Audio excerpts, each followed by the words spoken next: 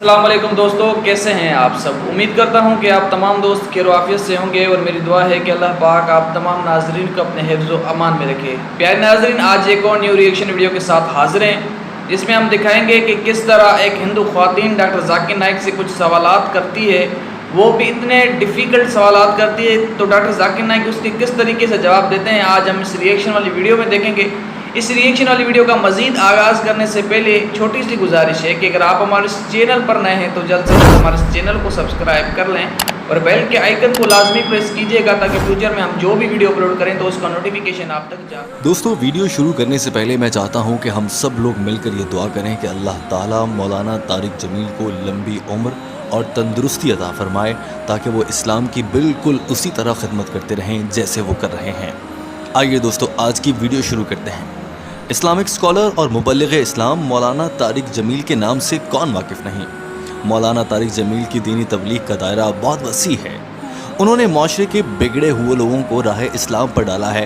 بہت سے اداکار، کھلاڑی اور تمام ہی شعبوں سے تعلق رکھنے والے افراد مولانا طارق جمیل سے ایک ملاقات کر کے دین اسلام کی راہ پر نکل پڑتے ہیں اور وہ پیچھے مڑ کر نہیں دیکھتے۔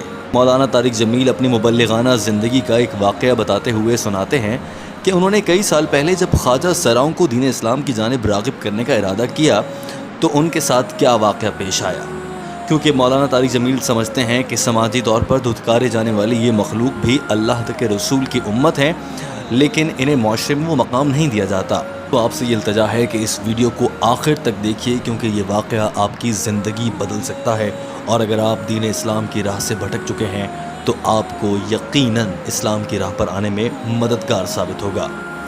دوستو، ویڈیو کی جانب بڑھنے سے پہلے آپ کا وقت ضائع نہیں کریں گے، لیکن آپ چند لمحے نکال کر یہ چینل سبسکرائب کر لیجئے تاکہ آپ کو بر وقت اپڈیٹس ملتی رہیں اور آپ کو اسلامی معلوماتی اور تاریخی ویڈیوز ہر روز مل سکیں۔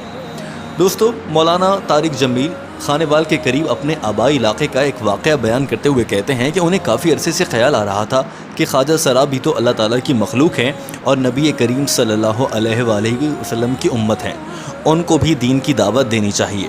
بتاتے ہیں کہ ان کے پاس خواجہ سراؤں کا ایک گروہ آیا جنہیں انہوں نے تبلیغ کی دعوت دی اور وہ سبھی اللہ کی راہ پر نکل پڑے۔ دعوت دین کے بعد ان لوگوں نے توبہ کر لی اور تبلیغ کی جانب راغب ہو گئے۔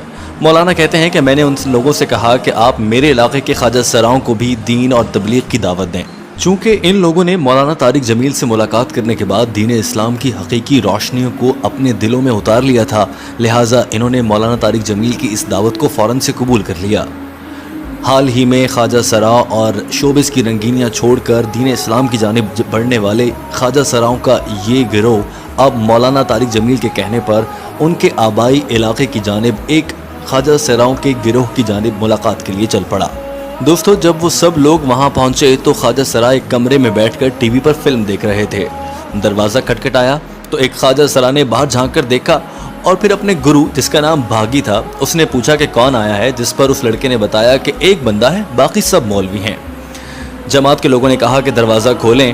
جب وہ اندر گئے تو کئی خواجہ سرا بیٹھ کر فلم دیکھ رہے تھے۔ جماعت کے لوگوں نے ان سے کہا کہ ہم نے آپ سے اللہ اور رسول صلی اللہ علیہ وآلہ وسلم کی باتیں کرنی ہیں۔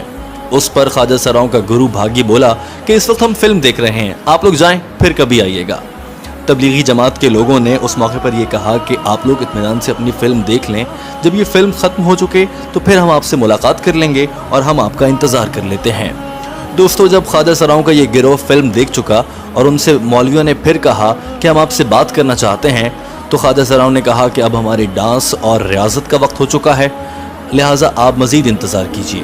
اس پر بھی جماعت کے لوگوں نے یہ کہا کہ ہم مزید انتظار کر لیتے ہیں، آپ اپنی ریاضت کر لیجئے، اس کے بعد بات کر لیں گے۔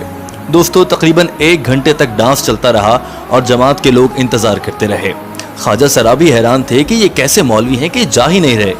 مولانا طارق جمیل کہتے ہیں کہ بعد میں انہیں خواجہ سراؤں نے بتایا کہ ہم نے ڈانس اس لیے شروع کیا کہ مولوی خود ہی توبہ توبہ کرتے اور لا حول پڑھتے ہوئے بھاگ جائیں گے، لیکن جب وہ لوگ وہاں سے نہیں گئے اور ہماری اصلاح کی خاطر وہیں بیٹھے رہے تو باقی خواجہ سرا بھی عاجز آ کر کہنے لگے، اچھا کہو کیا کہنا ہے۔ تبلیغی جماعت میں ایک نوجوان طارق تھا جو کسی دور میں شوبز میں 1 مین شو کا ماسٹر تھا، مگر اللہ نے اسے ہدایت دی اور وہ اللہ کی راہ پر چل پڑا تھا۔ اس نے خواجہ سراؤں کے گرو بھاگی سے اللہ اور اس کے رسول صلی اللہ علیہ وآلہ وسلم کی باتیں شروع کی۔ جب کچھ دیر وہ دین کی باتیں کرتا رہا تو گرو رضامند ہو گیا اور جماعت کے لوگ اسے لے کر مسجد میں آ گئے۔ میں نے اسے کہا کہ سب سے پہلے اس کو نماز پڑھاؤ۔ پھر میں نے بھاگی سے پوچھا کہ تم نماز پڑھتے ہو؟ اس نے بتایا کہ اس سے پہلے کبھی نماز نہیں پڑھی۔ مولانا کہتے ہیں کہ میں نے پوچھا کبھی جمعہ پڑھا؟ اس نے کہا نہیں، میں نے کبھی جمعہ بھی نہیں پڑھا۔ پھر میں نے سوال کیا کہ کبھی عید پڑھی؟ تو پھر وہ کہنے لگا مولانا صاحب نہ کبھی جمعہ، نہ نماز، نہ عید، کچھ نہیں پڑھا، اور یہ میری زندگی کا اللہ کو پہلا سجدہ ہے جو میں آج کرنے جا رہا ہوں۔ مولانا کہتے ہیں میں نے پوچھا کہ نماز کیوں نہیں پڑھتے؟ کبھی عید کی نماز ہی پڑھ لیتے۔ نماز نہ پڑھنے کی وجہ کیا ہے؟ دوستو اس پر اس نے ایک دل دہلا دینے والی بات کہی جو ہم آپ کو بتانے جا رہے ہیں۔ خواجہ سرا بھاگی نے کہا کہ لوگ ہم سے نفرت اتنی کرتے ہیں کہ ہم کبھی مسجد گئے ہی نہیں۔ اگر کوئی چلا بھی جائے تو اس کو ایسے دیکھا جاتا ہے جیسے کوئی گناہ کا کام کر رہا ہو۔ مولانا نے کہا کہ میں نے اس کو محبت اور احترام سے اپنے ساتھ بٹھایا اور اپنے ساتھ کھانا کھلایا۔ پھر 2-3 دن تک میں نے اس سے بہت عزت سے اپنے ساتھ رکھا اور کھانا کھلاتا رہا۔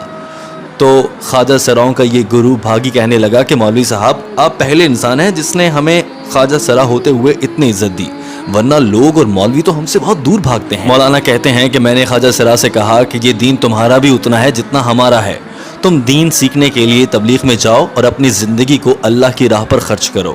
مولانا کہتے ہیں کہ اس خواجہ سرا کے گرو بھاگی پر میری باتوں کا اثر ہوا اور وہ 3 روز کے لیے تبلیغی جماعت کے ساتھ ہو لیا۔ تبلیغی دورے پر جانے سے پہلے اس نے اپنے لمبے بال کٹوا دیے اور داڑھی رکھ لی۔ اللہ نے اسے ہدایت دی اور تبلیغ کا اس پر ایسا اثر ہوا کہ وہ پہلی صف کا نمازی بن گیا اور قرآن بھی سیکھنا شروع کر دیا۔ مولانا بتاتے ہیں کہ خواجہ سراؤں میں اکثر لوگ مرد ہوتے ہیں لیکن نفرت انہیں انسان اور مذہب سے دور کر دیتی ہے۔ راہ راست پر آنے کے بعد اس نوجوان نے خواجہ سراؤں والی زندگی چھوڑ دی اور پکا دین کی جانب راغب ہو گیا۔ اس خواجہ سرا نے پھر شادی بھی کی اور وہ بچوں کا باپ بھی بن گیا۔ لیکن جس دن وہ تبلیغ سے پہلی بار واپس آیا اس نے مجھے ایک بڑی آزمائش میں ڈال دیا اور کہا کہ مولانا جی میں نے تو توبہ کر لی اور اب دین کی جانب مڑ گیا ہوں، مگر میں تو ان پڑھ ہوں، ڈانس کے سوا مجھے کچھ نہیں آتا اور نہ ہی کسی کام کی عادت ہے، اس لیے وعدہ کریں کہ جب تک میں زندہ ہوں یا آپ زندہ ہیں میرا خرچہ اب آپ کے ذمہ ہے۔ مولانا کہتے ہیں کہ یہ بہت بڑی آزمائش تھی کیونکہ اگر میں اس وقت اس کے خرچے کا ذمہ نہ لیتا تو شاید وہ خواجہ سرا مایوس ہو کر دوبارہ اسی گناہ کی دنیا میں واپس چلا جاتا۔ بہرحال انہوں نے ان سے وعدہ کیا کہ تا حیات اس کا خرچہ اٹھائیں گے۔ اس اچھے سلوک اور دین کے راستے میں چلنے سے اس کی زندگی ایسی بدلی کہ اس خواجہ سرا نے بعد میں بہت سے خواجہ سراؤں کو دین کی جانب لانے میں ہماری مدد کی، ان سے توبہ کروائی اور انہیں تبلیغ کا حصہ بنا کر صراط مستقیم پر ڈال دیا۔ دوستو اللہ تعالیٰ کے حضور یہ دعا رہنی چاہیے کہ وہ سب مسلمانوں کو ہر فکروں سے ہر زمانے میں محفوظ رکھے اور ہر مسلمان کو یہ توفیق عطا فرمائے کہ وہ اپنے ذہن میں اٹھنے والے سوالات کے جوابات قرآن کریم فرقان حمید میں ڈھونڈتا رہے اور ہم سب کو بھی پکا اور سچا مسلمان بننے کی توفیق عطا فرمائے۔ انہی دعائیہ کلمات کے ساتھ آج کی ویڈیو کا اختتام کرتے ہیں۔